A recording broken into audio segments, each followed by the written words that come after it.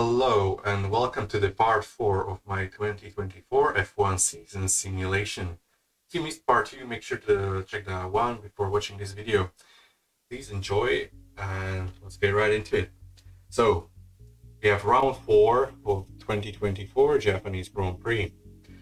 Let's see what it will bring us today. The upgrade list is as following: Red Bull with 2 upgrades, Ferrari with 1, Aston with 2, Mercedes 2, McLaren 1, Antother 0, Williams Alpine 1, each has 0, and Sauber with 4 upgrades. In terms of big upgrades, it's only Ferrari and Sauber this time, even though it says for Ferrari 1. We don't really know the effect of the upgrades. Honestly, the one upgrade could be more effective than the upgrade of Sauber, for example, but that's the aspect of RNG, obviously. But this is like indication of what could be the upgrading or the pace of upgrades that we have. Anyways, let's get into Q1 for the Japanese Grand Prix. In terms of weather, for the weekend, it looks completely dry throughout the entire weekend, so it should be alright. As we get into Q1, provisional standings are as follows: Max Verstappen with P1, Alonso very close in behind P2, Russell P3, Leclerc P4, Perez P5, Sainz P6, Stroll P7, Norris P8, Hamilton P9, and Piastri rounds out the top 10 with Gasly P11, Albon P12, Ricciardo P13, Hülkenberg P14, and Tsunoda in P15. Knocked out of Q1 is Logan Sargent Williams in P16, P17 for Ocon, P18 for Guan Yu Zhou, P19 for Valtteri Bottas, and P20 for Kevin Magnussen.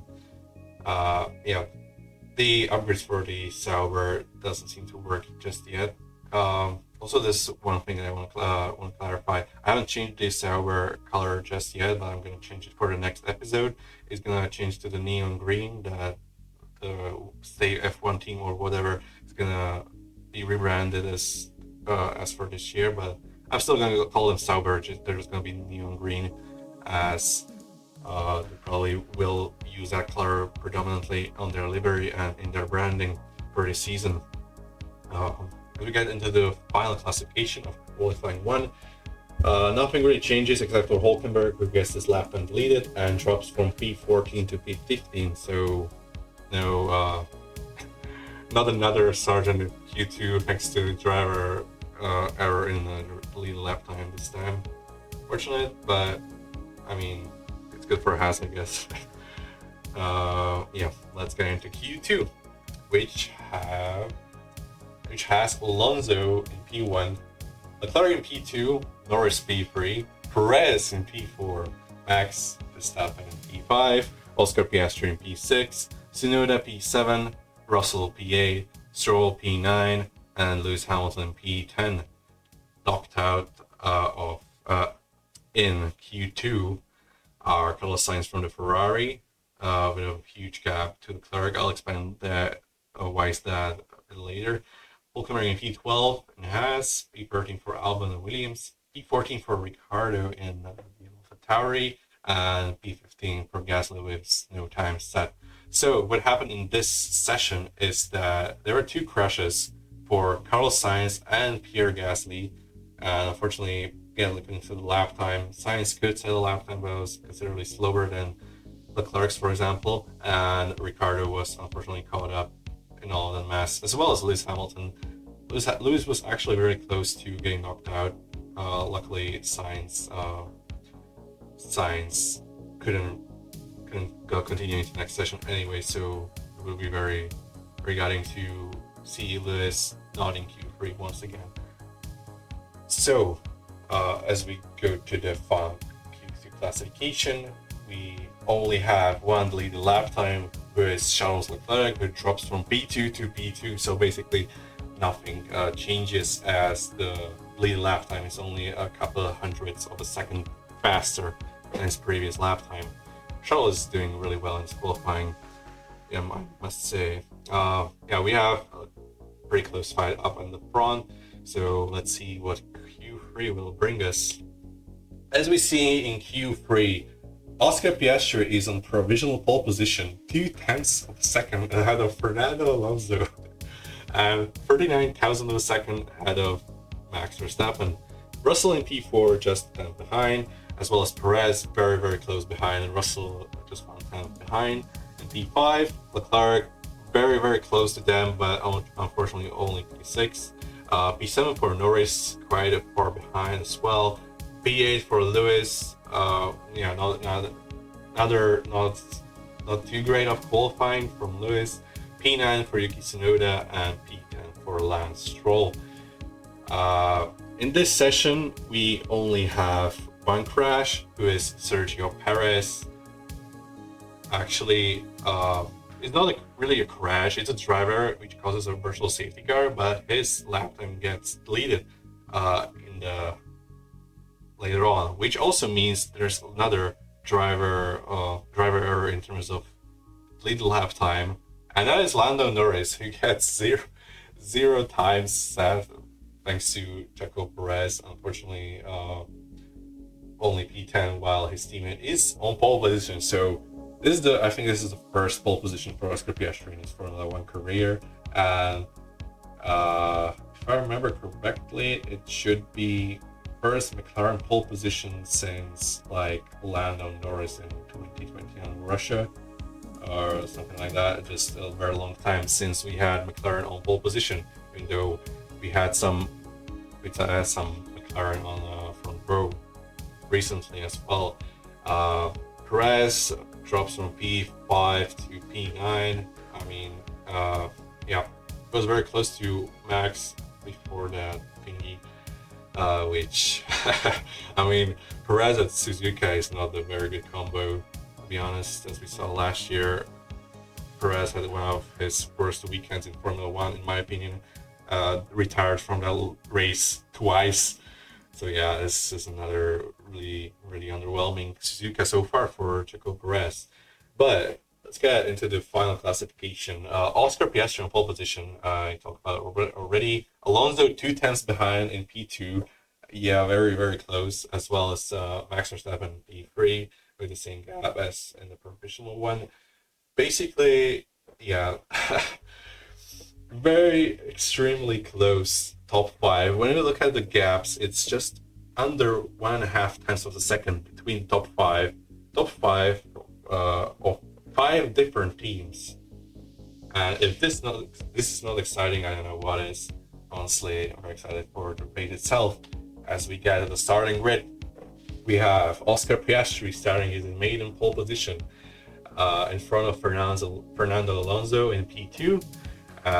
Following is Max Verstappen in P3. Leading the second row is George Russell in the Mercedes. Charles Leclerc in P5. Lewis Hamilton in P6. Yuki Tsunoda in P7. Lance Stroll in P8. Checo Perez in P9. And Lando Norris all the way down in P10. With Carlos Sainz also quite a way down in P11. Hülkenberg P12. Another qualifying from the Haas driver. Then we have Albon in P13. Ricciardo in P14. Another unlucky, even though unlucky, still very upsetting result for Ricciardo. P15 for Gasly. So we get to the bottom 5 with Logan Sargent P16, Ocon P17, Joe P18, Bottas P19, and Magnussen starting dead last. Let's see what the race will bring us today. As we see the race results, which are the following. Oscar Piastri wins his first Formula One race of his career in Suzuka. Oh my god. It's the first McLaren's victory since Daniel Ricciardo in 2021 Italy. So very good for him. As Alonso in P2, very good drive from Fernando as well. Charles Leclerc rounds on the podium with a very good drive from P5 on the grid. Now we have Max Verstappen in P4 with the fastest lap. Unfortunately, it was kind of ruined by the sorry, a virtual safety car. Actually, this image shows that the Ricardo is a DNF. It's actually George Russell. Sorry for this error. I forgot to fix it. I said it earlier. I just went to the recording because I was kind of tight. So DNF is caused by the DNF is from George Russell, and it caused a virtual safety car, which shuffled the order a bit, as we have Lewis Hamilton in P5, finally outscoring his teammate. His teammate didn't finish. It's still points over his teammate for Lewis, a solid top 5 finish. Last row in P6, pretty solid drive, but still quite far behind Alonso.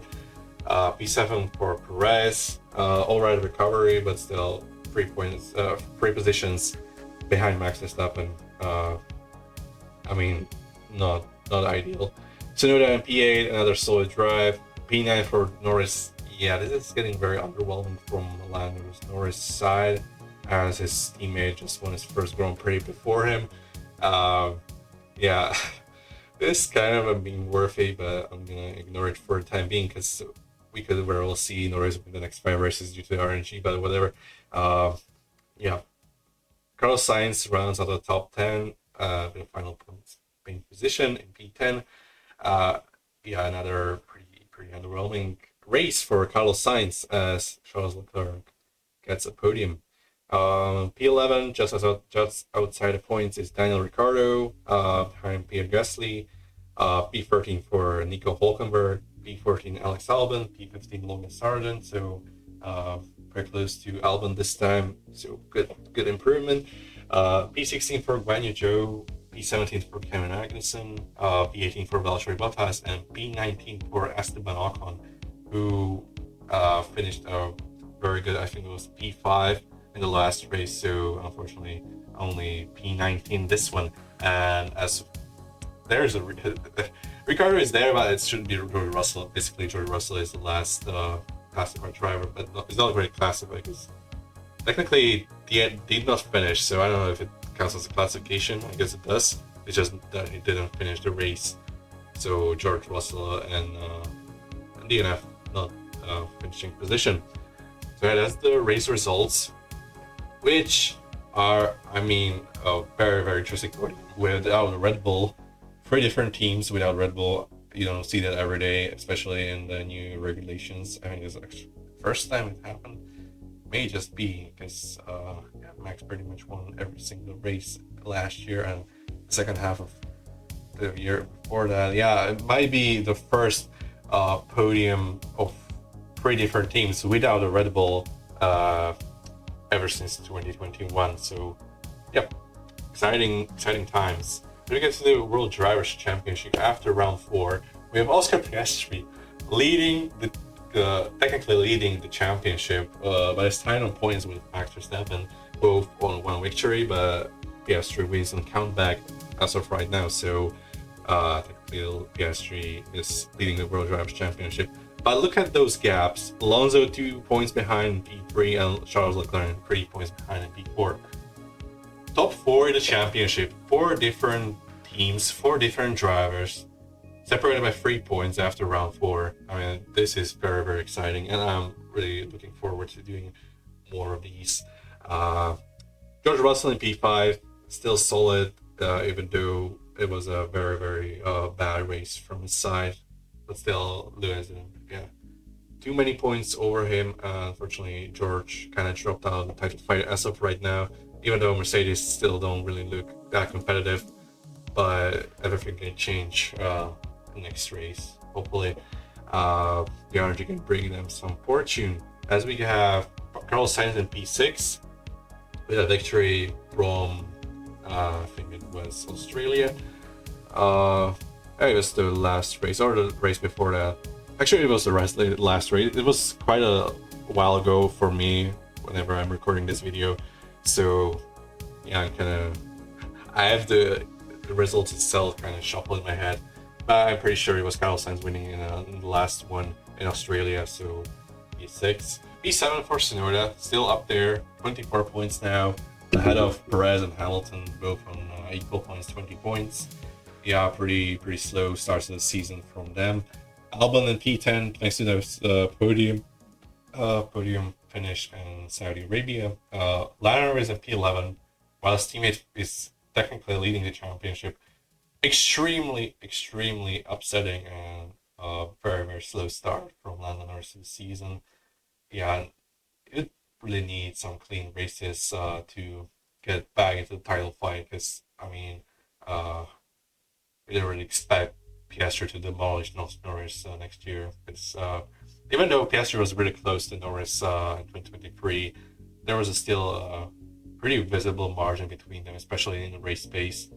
And I don't expect it to change that dramatically for Piastri to be beating Norris at this rate. As we have Ocon in P12, Stroll in P13. I think this was his second points of the season, so for Stroll to finally starting to get some points, even though he's like 45 points behind Fernando in the championship already after round 4.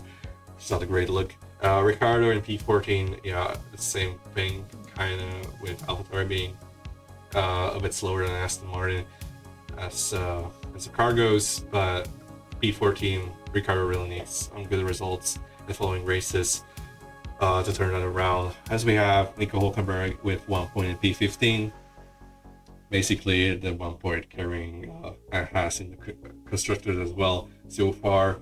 Joe in P16 with 0 points, as well as Gasly in P17, Sargent in P18, Magnussen in P19, and Valtteri Bottas in P20. The last 5 drivers haven't scored points yet, but it's pretty much expected, as there are technically six top teams right now fighting for point position. So it's really difficult to get points in the other 4 teams, basically. Let's take a look at the wins. So we have 4 different winners in the first 4 races. Another very interesting and very exciting statistic, as well as podiums, 2 each for the top 5 drivers in the World Drivers' Championship as of right now, by pole positions being 2 for Max, 1 for Fernando and Piastri, respectively, and fastest laps, 2 each for Leclerc and Verstappen as of right now. 10 exciting times ahead. Very exciting championship right now. As we got to the Constructors' Championship after round 4, we have Ferrari still leading the Constructors' Championship, which is pretty exciting. I mean, it's difficult to maintain their first place for Ferrari. As we saw in 2022, a lot can happen in the span of few races, and Ferrari can go down 4 places technically if the other 4 teams have a good streak of scoring points, basically. AlphaTauri is technically not really quite a top team, but they're very close in terms of pace to the top 5 teams, and quite a considerable margin over the bottom 4. So yeah, that's quite a no man's land. Basically, where Alpine was last year, AlphaTauri is this year, with top 5 teams not changing, but the order in pace between them changing seemingly quite considerably, as Red Bull will lead the way from the first race, as we saw in last year. So McLaren jumped to P3 with 71 points, now with a victory from Oscar Piastri. This is interesting considering Lando is not even top 10 in the Drivers' Championship right now. Them being P3 in the Constructors, yeah, Lando needs to really score some points in order for McLaren to challenge for the Constructors' Championship. Aston Martin, decent P4, considering both drivers got good points from this race. The podiums for so far in pole position. Not quite in that fight for Constructors, in my opinion, as they don't really have 2 competent drivers to score enough points for that. But the Drivers' Championship for Alonso is not that far away, and we could see what will happen if obviously his luck is not the average Fernando luck. Unfortunately, we could see some bad luck to Alonso.